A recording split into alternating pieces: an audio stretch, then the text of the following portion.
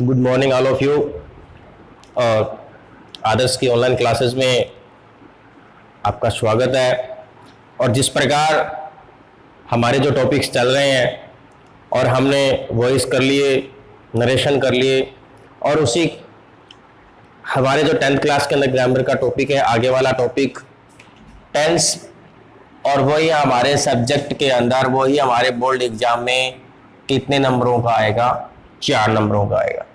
मतलब हमारे पास जो ग्रामर के जो 5 टॉपिक हैं वो 15 नंबर के आएंगे। कितने नंबर के आएंगे? 15 नंबर के आएंगे, जिसमें हमने 6 नंबर का मैटर कर लिया था, 2 का वॉइस किया था हमने, 4 नंबर का नरेशन। और आज बात कर रहे हैं टेंस की, ये भी 4 नंबरों के आएंगे। टेंस बिल्कुल ही आसान, नॉर्मल जैसे बात करते हैं कि टेंस तो बिल्कुल सरल ही होता है, इसमें क्या दिक्कत है? अब देखिए टेंस काम क्या करता है, हमें इसका यूज कैसे करना है। देखो टेंस क्या होता है, जैसे हमने सुना कि टेंस काल होता है, समय होता है। नहीं, समय और टेंस है वो दोनों अलग अलग कॉन्सेप्ट है। समय एक नेचुरल चीज है, प्राकृतिक चीज है, और टेंस इंग्लिश ग्रामर के अंदर हमें किसी भी टेंस या किसी सेंटेंस या जो कार्य हो रहा है, गतिविधि हो रही है, वो कौन से समय के अंदर घट रही है, वो घटना कब हुई थी, कैसे, किस समय के अंदर हुई थी। तो उन चीजों को पता करने के लिए, हम उन चीजों को देखने के लिए, या हमें पता चले कि ये कार्य जो प्रेजेंट में हो रहा है या पास्ट में हो रहा है या फ्यूचर में हो रहा है, तो उन सब कार्यों को या उस घटनाओं को हमें पता लगाने के लिए हम जिस इंग्लिश में यूज करते हैं ग्रामर में, वो होता है टेंस। अब टेंस, तो टेंस की डेफिनेशन क्या होती है, उसके कितने प्रकार होते हैं, और उनके प्रकारों के अंदर क्या क्या चीजें होती हैं, कौन सा टेंस किस लिए यूज किया जाता है, उनको एक एक करके हम पढ़ते जाएंगे। सबसे पहले हम देखते हैं टेंस की definition. The tense change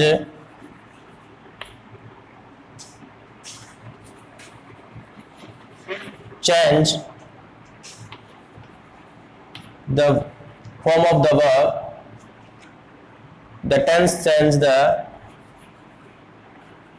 form of the verb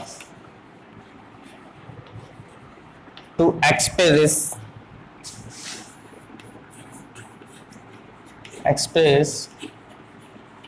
the time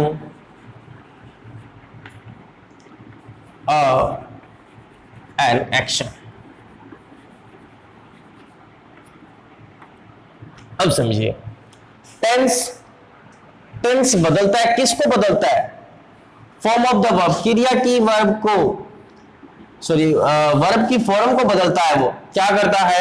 verb की फॉर्म को बदलता है। हमें वर्ब से पता चलता है कि ये प्रेजेंट का है, पास्ट का है, या फ्यूचर का, या प्रेजेंट कंटिन्यूस का है कि पास्ट कंटिन्यूस। तो हमें पता कैसे चलेगा कि टेंस बदलता है, कि जो वर्ब क्रिया की जो फॉर्म होती है उनमें बदलाव करता है, और एक्सप्रेस हमें व्याख्या करके बताता है कि कौन से समय के अंदर कौन सी घटना घटी थी, वही क्या कहलाती है? वही टेंस कहलाती है। जैसे ही राइट्स,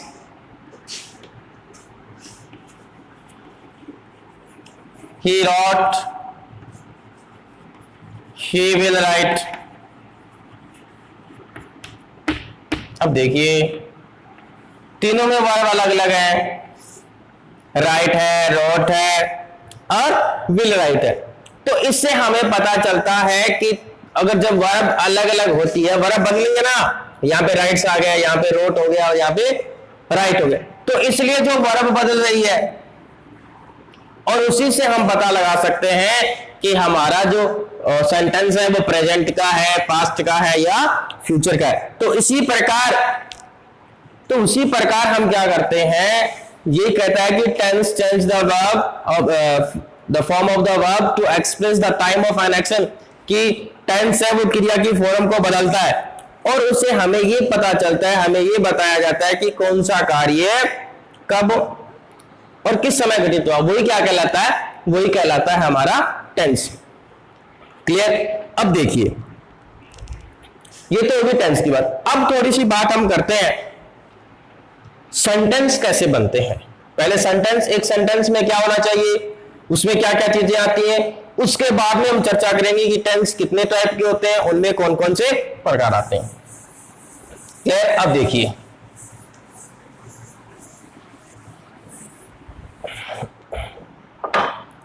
सेंटेंस,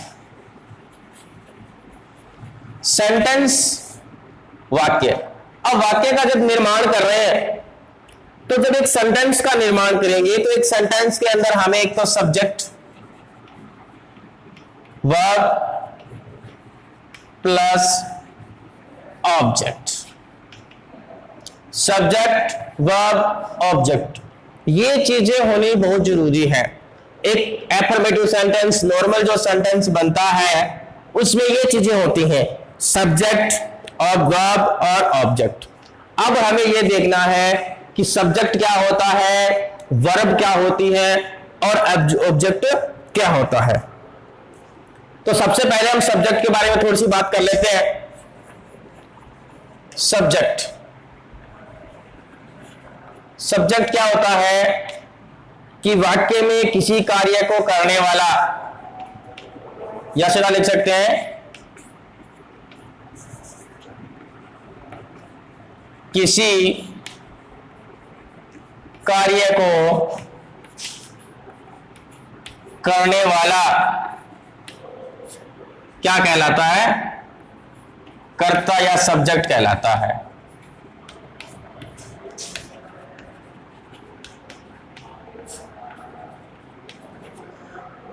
किसी कार्य को करने वाला कर्ता या सब्जेक्ट कहलाता है जब कोई काम किया जा रहा है। जैसे सेंटेंस देखते हैं, राम फुटबॉल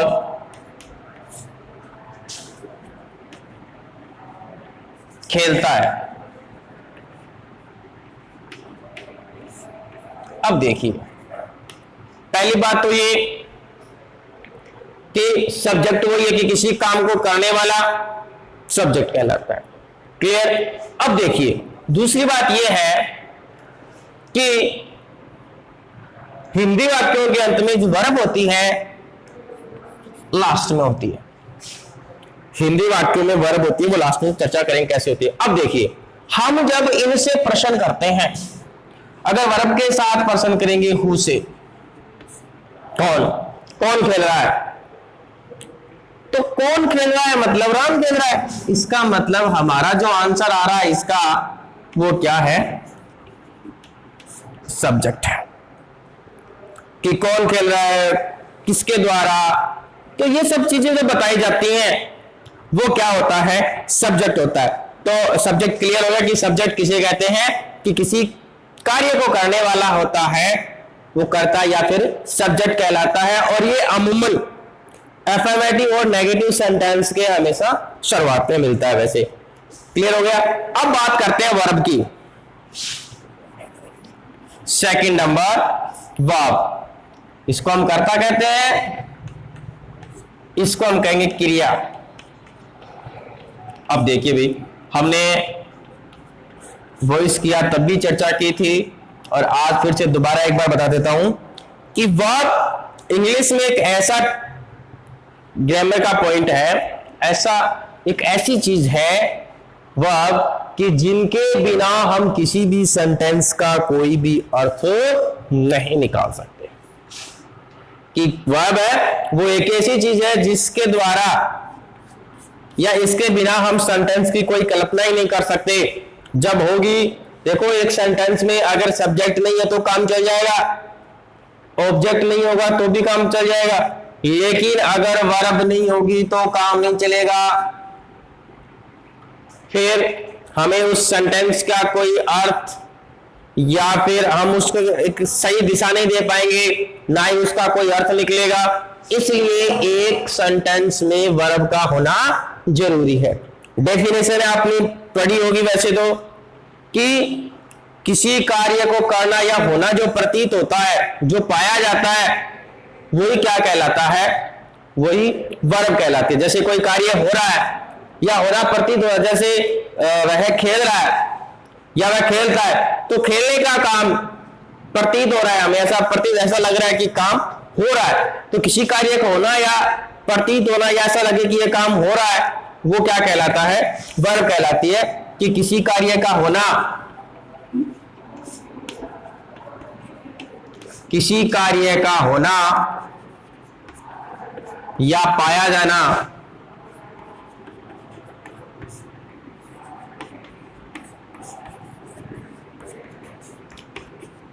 किसी काम का होना या पाया जाना ही क्रिया है। जैसे क्रिया गो, रीड, एटसेट्रा, ये वर्ब होती है। अब देखिए दूसरी बात कि हिंदी वाक्यों के अंत में, हिंदी वाक्यों के अंत में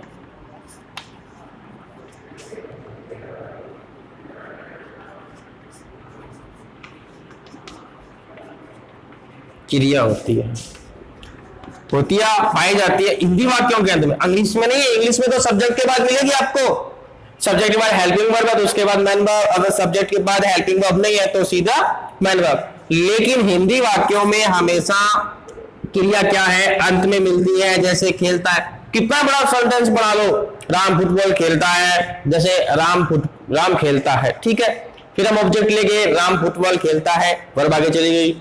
राम अपने मित्रों के साथ फुटबॉल खेलता है तो वर्ब अंत में चली गई। राम रोजाना अपने मित्रों के साथ फुटबॉल खेलता है तो वर्ब आगे चले गए। मतलब हिंदी में क्रिया है वो वाक्य के अंत में आती है। इंग्लिश में नहीं होता ऐसा। इंग्लिश में तो यही आएगी, Ram plays football, Ram plays football with his friends, Ram plays football with his friends daily. तो इतना थोड़ा सा याद आएगा, क्योंकि हिंदी हम भारतीय हैं तो हम अतिथि का स्वागत करते हैं, इसलिए ये वर्ब है वो अंत तक चली जाती है। तो इसलिए कि किसी कार्य का होना या पाया जाना क्या कहलाता है? वर्ब क्रिया कहलाती है। तो क्रिया एक बार ये इसको लिख लीजिए, क्लियर हो गया कि नहीं हुआ? अब देखिए वर्ब होती कौन कौन सी है, थोड़ी सी वर्ब के बारे में भी चर्चा कर लेते हैं। हमने पढ़ा भी था पीछे, लेकिन थोड़ी सी और चर्चा कर लेते हैं उसके बारे में। वर्ब की कितनी फॉर्म होती है, कौन कौन सी होती है और उसको कैसे यूज करते हैं, फिर आगे चर्चा करेंगे टेंस के बारे में। ये जानकारी हमें होनी चाहिए।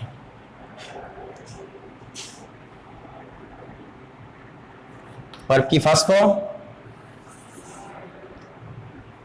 सेकंड, थर्ड, फोर्थ और फिफ्थ। ये तो हमारी 5 वर्ब की फॉर्म होती है, ठीक है।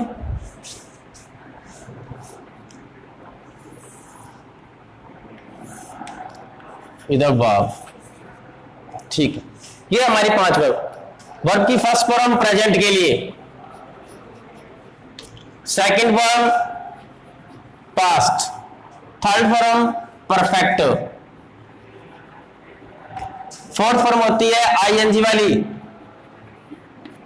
और ये होती है एस और ईएस लगने के साथ, और इसका यूज भी प्रेजेंट में किया जाता है। भाई किस में किया जाता है? प्रेजेंट में किया जाता है। अब देखिए सबसे पहले बी की फॉर्म, प्रेजेंट में, सिंगुलर में। अब एक ये भी याद रखना कि वर्ब की जो फर्स्ट फॉर्म होती है वो हमेशा किस में होती है? प्लूरल में होती है। आप यहां पे लिख सकते हैं वर्ब की फर्स्ट फॉर्म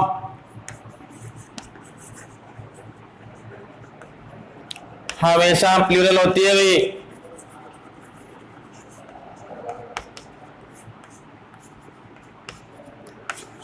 ये अपनी नोटबुक में लिख लेना, वर्ब के ऊपर साथ में लिख लेना चाहिए।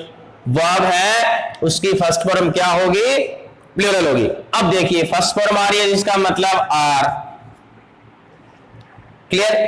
एम वैसे यहां पे लिख सकते हैं क्योंकि ये तो वैसे एम के आई के लिए भी यूज करते हैं और ज्यादा कहीं इसका प्रयोग नहीं होता, तो आप इसको एक बार यहां पे लिख सकते हो। अगर सिंगुलर के रूप में हम इसका यूज कर रहे हैं तो हम इसको कहां पे लिखेंगे, वर्ब की फिफ्थ फॉर्म के अंदर यहां पे हम लिख सकते हैं। अब हम बात कर रहे हैं सेकंड फॉर्म पास्ट में, तो वॉज और वर। थर्ड फॉर्म बीन, आईएनजी वाली फॉर्म तो आईएनजी हम लगा ही रहे हैं, सॉरी आईएनजी हम लगा ही रहे हैं। और ये होगी हमारी इज, एस और यस लग के जो बनती है ये सिंगुलर फॉर्म होती है।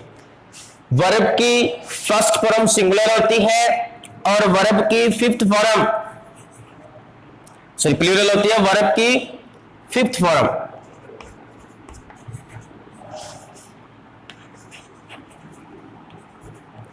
सिंगुलर।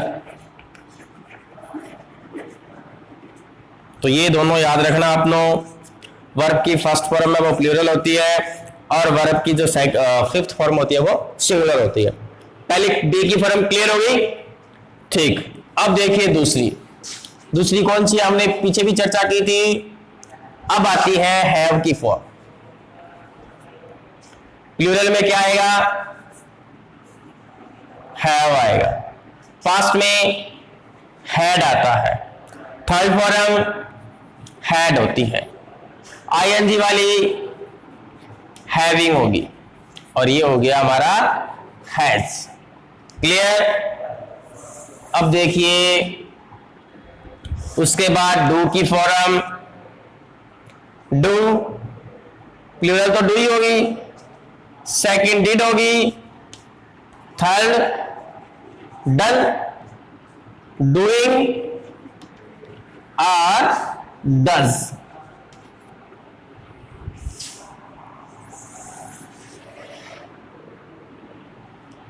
ठीक है।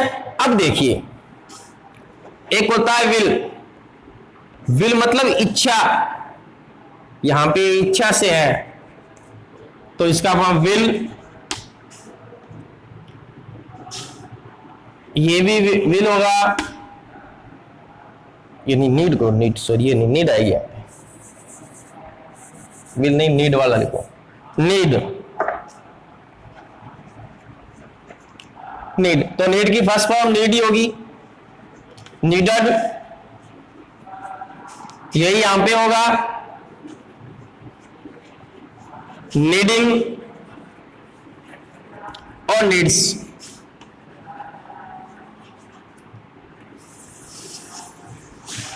डेयर सास होना तो डेयर की फर्स्ट फॉर्म डेयर ही होगी, ये डेयर्ड हो जाएगी, ये भी डेयर्ड हो जाएगी, ये डेयरिंग और डेयर्स। इस प्रकार ये हमारी वर्ब ऐसे वर्ब बनती है। क्या बनती है, ऐसे वर्ब बनती है भाई। वर्ब की फर्स्ट फॉर्म होती है वो प्रेजेंट में होती है, वर्ब की सेकंड फॉर्म होती है वो पास्ट में होती है, वर्ब की थर्ड फॉर्म होती है वो परफेक्ट में होती है और वर्ब की फोर्थ फॉर्म होती है उसको आईएनजी वाली फॉर्म बोलते हैं और वर्ब की फिफ्थ फॉर्म होती है वो प्रेजेंट की होती है जिसमें हम एस और ईएस लगा के बनाते हैं।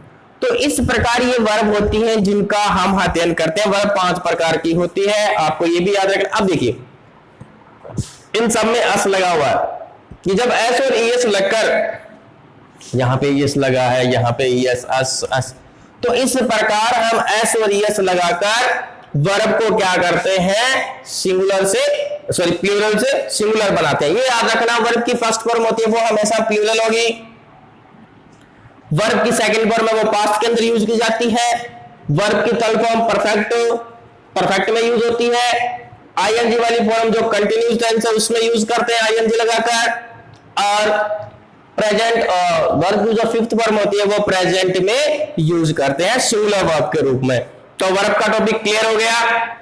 अब देखिए आगे, ऑब्जेक्ट मिटा दो उसको।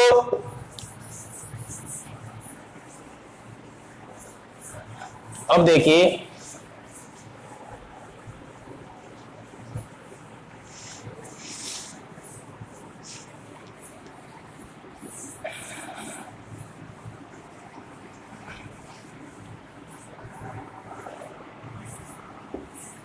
ऑब्जेक्ट,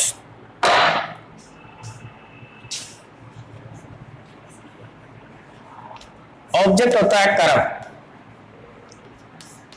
हमने सब्जेक्ट के बारे में पढ़ा था, वर्ब के बारे में पढ़ लिया, और तीसरी बात हम कर रहे हैं ऑब्जेक्ट की। ऑब्जेक्ट, सब्जेक्ट हमने पढ़ा था कि कर्ता, कार्य करने वाला, वर्ब किसी काम का होना या पाया जाना। ऑब्जेक्ट कर्म कौन सा होता है कि कर्ता के द्वारा जो कार्य किया जाता है या जो गतिविधि संपन्न की जाती है, जो कार्य किया जाता है वो क्या कहलाता है, वो कर्म कहलाता है। जैसे अगर हम वर्ब से वाट, हुम, वेयर इनसे जब आंसर करते हैं और जो हमें उसका जो हम उससे क्वेश्चन करते हैं, जो हमें आंसर प्राप्त होता है ना, वही ऑब्जेक्ट कहलाता है। जैसे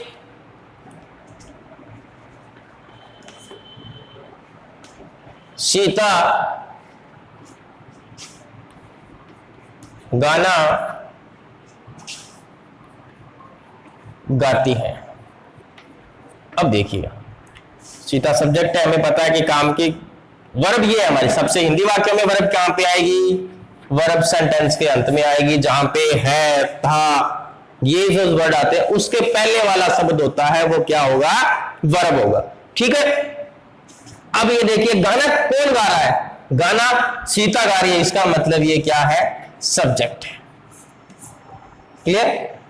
अब सीता क्या गा रही है, सीता क्या गा रही है, किसके लिए गा रही है, कहां है, क्यों, ऐसे जब क्वेश्चन करते हैं तो सीता क्या गा रही है, सीता गाना गा रही है, इसका मतलब ये हमारा क्या है, ऑब्जेक्ट है।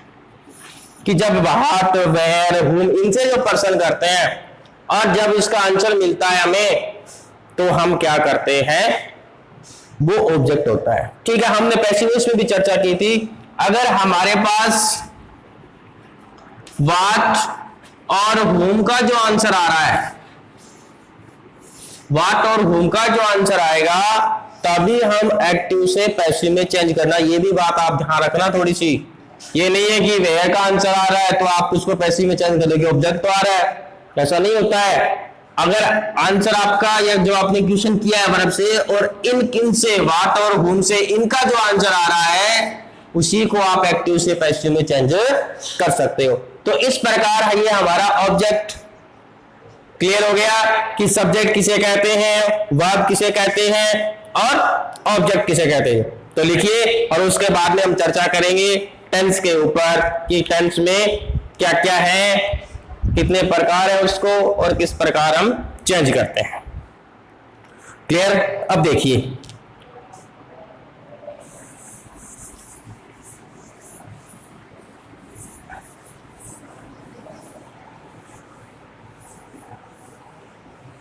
अब देखो टेंस के प्रकार।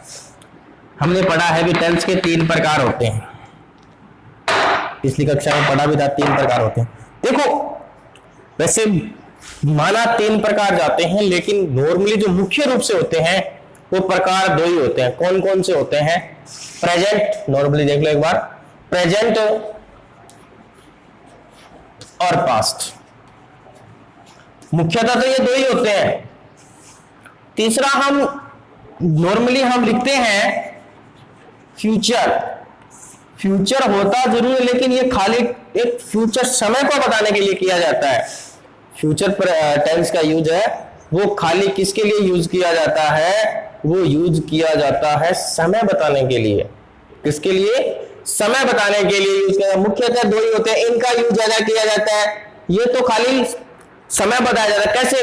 देखो ये फ्यूचर है, इसके अंदर पूरे फ्यूचर में शैल और विल दो ही हेल्पिंग वर्ब पूरे टेंस में यूज करते हैं। इसमें प्रेजेंट में अलग होगी, कंटिन्यूस सॉरी सिंपल में अलग है, कंटिन्यूस में अलग है और परफेक्ट में अलग है। इसी प्रकार इसमें होगी। तो ये तो टेंस मुख्यतः है ही, इसको नॉर्मली टेंस में गिना जाता है, लेकिन ये क्या करता है? ये खाली हमें फ्यूचर टाइम बताने के लिए यूज में कर लेते हैं। तो क्लियर हो गया। अब चर्चा करते हैं प्रेजेंट में। तो 3 टाइप हो गया, आप लिख सकते हो प्रेजेंट, पास्ट और फ्यूचर। अब इनके भी क्या होते हैं? अलग चार, इनके चार होते हैं। पहला सिंपल, जिसको इंडेफिनेट भी बोलते हैं, कंटिन्यूस,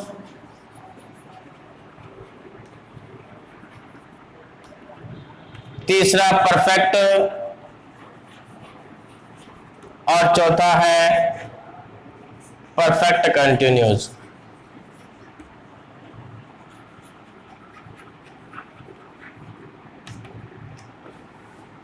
ये 4 टाइप के प्रत्येक, जैसे प्रेजेंट है तो प्रेजेंट सिंपल हो गया, प्रेजेंट कंटिन्यूस हो गया, प्रेजेंट परफेक्ट हो गया और प्रेजेंट परफेक्ट कंटिन्यूस हो गया।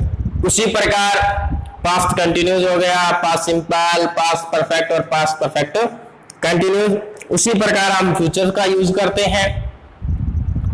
अब हम सीधे हमारे टॉपिक पे आ जाते हैं। पहला हमारा टेंस है प्रेजेंट सिंपल। कौन सा? प्रेजेंट सिंपल की प्रेजेंट सिंपल, और हम उसमें क्या क्या यूजेस करते हैं, क्या क्या चीजें होंगी, उनके बारे में थोड़ी सी हम चर्चा करेंगे। तो चलिए प्रेजेंट सिंपल के बारे में।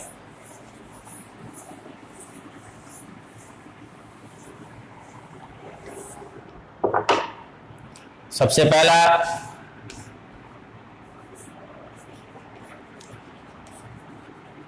Present simple.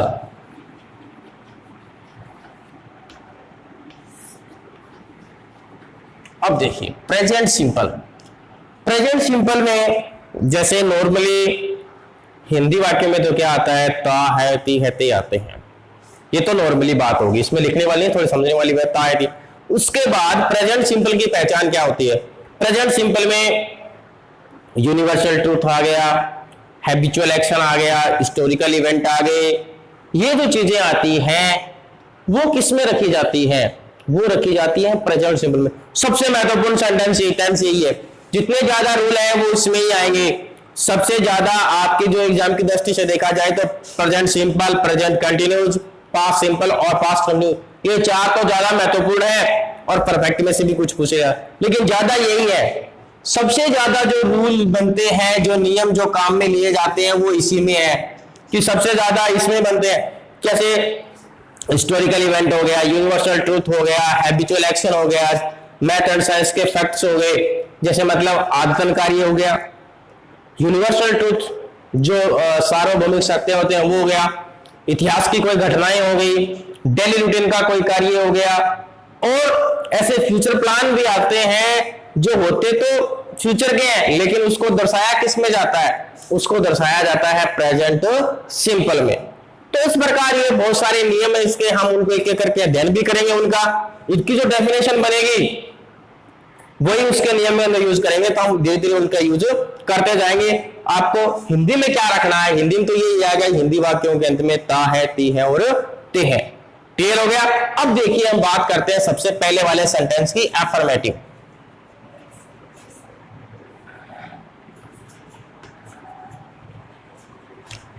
एफर्मेटिव सेंटेंस, साधारण वाक्य। साधारण वाक्य में क्या होता है, साधारण वाक्य का अगर फॉर्मूला देखें हम तो सब्जेक्ट होगा, मैंने पहले भी बताया था कि साधारण वाक्य में सबसे पहले सब्जेक्ट होता है, उसके बाद इसमें आ रही है वर्ब की फिफ्थ फॉर्म। इसमें एक तो वर्ब की फिफ्थ फॉर्म भी आ रही है और वर्ब की फर्स्ट फॉर्म भी आ रही है, दोनों आती है इसमें, प्लस ऑब्जेक्ट। कैसे आएंगी अब देखिए, या तो सीधी वर्ब की फर्स्ट फॉर्म आ रही है, क्लियर, या फिर वर्ब की फर्स्ट फॉर्म के साथ एस और एस। हमने पहले भी वर्ब में बात की थी कि वर्ब की फिफ्थ फॉर्म कौन सी होती है, जो मेन वर्ब के साथ एच और एस का प्रयोग हो जाता है, वो कौन सी वर्ब कहलाती है, वो वर्ब कहलाती है वर्ब की फिफ्थ फॉर्म। क्लियर। अब देखिए, अब इसमें वर्ब आ गई दो, तो दोनों का एक साथ तो प्रयोग कर नहीं सकते कि Ram goes go to school, ऐसा करेंगे क्या, नहीं करेंगे। तो इनको यूज कैसे करते हैं, अब देखिए,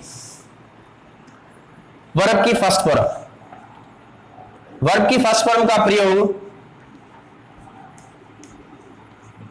इसका प्रयोग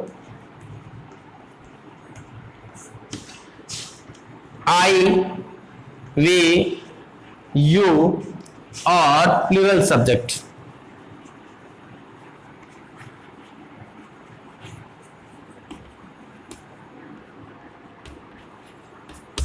आई, वी, यू और प्लूरल सब्जेक्ट, जैसे आई प्ले, वी प्ले, इसके साथ करते हैं। दूसरा हम इसका यूज करेंगे वर्ब की फिफ्थ फॉर्म, इसका प्रयोग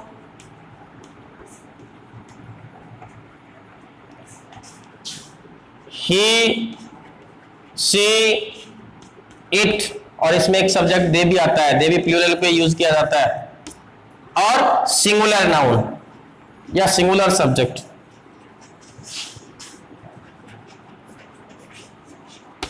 के साथ हम किसका यूज करते हैं, उसके साथ हम वर्ब की फिफ्थ फॉर्म का यूज करते हैं, जैसे he plays, she plays, Ram goes, etcetera. तो इस प्रकार हमें ये नहीं देखना है भी इसमें दो बार बार उसका प्रयोग कैसे करें, तो इस प्रकार हम कर सकते हैं। अगर वर्ब की फर्स्ट फॉर्म है तो हमारे पास जो भी प्लूरल सब्जेक्ट है, आई, वी, यू, दे और प्लूरल सब्जेक्ट होगा, उनके साथ हम वर्ब की फर्स्ट फॉर्म का यूज करेंगे। वर्ब की फिफ्थ फॉर्म का यूज एस और एस वाली, तो उसके साथ हम ही, सी, इट और हमारे सिंगुलर जो सब्जेक्ट होते हैं उनके साथ हम क्या करेंगे, उनके साथ हम वर्ब की फिफ्थ फॉर्म का यूज करेंगे। तो समझ में आ गया, क्लियर हो गया कि अफर्मेटिव सेंटेंस में दो वर्ब यूज की जाती है, वर्ब की फर्स्ट फॉर्म और फिफ्थ फॉर्म, इनका प्रयोग कैसे करते हैं, फर्स्ट फॉर्म और फिफ्थ फॉर्म। क्लियर हो गया, धन्यवाद।